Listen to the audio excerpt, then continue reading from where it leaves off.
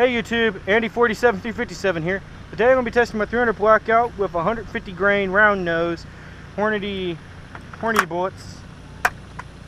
Want to see how they cycle. Okay, first one went in. Let's get the shooting.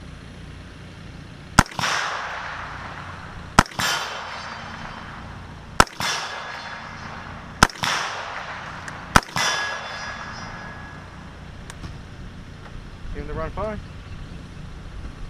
Let's try it suppressed.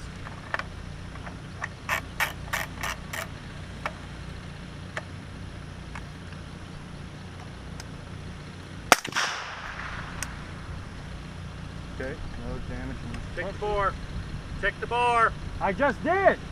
No, open it. Check the bore. Shotgun it, please. How? No. It fired. I just want to make sure the bore's clear. Yes, sir.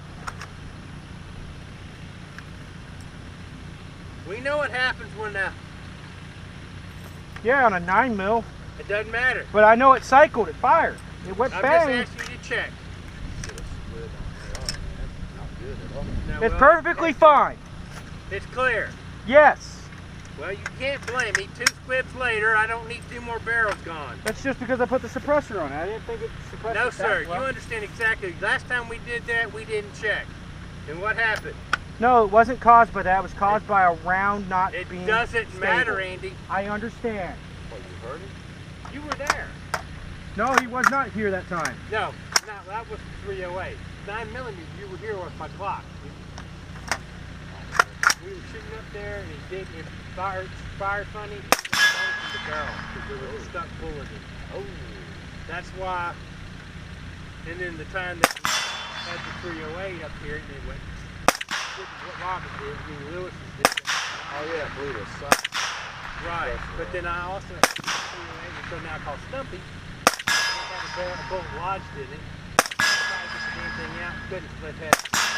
Yeah. It used to be 26 inches, and that's the one I'm going to.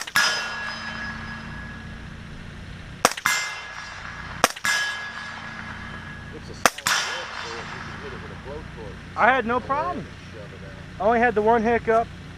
It didn't like feeding on one round, but then again, I didn't push the round always to the back of the magazine. That's what I'm going to say caused it.